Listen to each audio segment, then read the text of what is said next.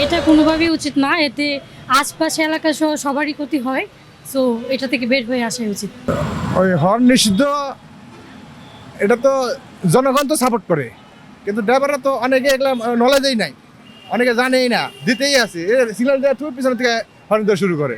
তো আমরা বলি যে আপনারা এগুলো দেখেন না যে এই এলাকা নিষিদ্ধ, হর্ন দেওয়া নিষিদ্ধ, কয় না আমরা জানি না, এইসব বলে। বুঝতে পারছি যে হর্ন অনেকাংশে একটু হলেও আমাদের কালকের অ্যাওয়ারনেসের পরে কমেছে। আর মূলত আমরা যেটা আইডেন্টিফাই করছি সকাল থেকে, যে বাইকাররা, স্পেশালি যারা বাইকার আছেন আমাদের, তারাই বেশি হচ্ছে হর্নটা বাজাচ্ছেন। না, আমি তো জানি এটা, মানে আমি আজকে জানলাম। আমি আর মানে হরেন তো আমরা বাজাই না, বাজায় তো মানে বড় বড় গাড়ি বাজায়, ওই যে দেখেন হরন বাজায়। আমরা তো ছোট গাড়ি হরেন আমার বাজানোর দরকার নেই।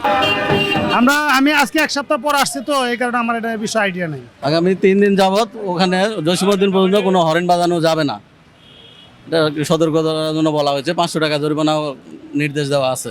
হচ্ছে আমরা এই কাজটা করতেছি হচ্ছে পরিবেশ দূষণ রোধ করার জন্য, কিন্তু চালকরা অনেকে বলতেছে যে এটা ঠিক আছে, কিন্তু অনেকে বলতেছে এত জ্যামের মধ্যে তো হর্ন বাজাতেই হবে। এখন তারা বলতেছে যে না, হর্ন তো বাজাতে হবে। এখন আমরা বলছি অযথা হর্ন বাজানো যাবে না। অনেকে আমাদের সাথে কোঅপারেট করতেছে, আবার অনেকে করতেছে।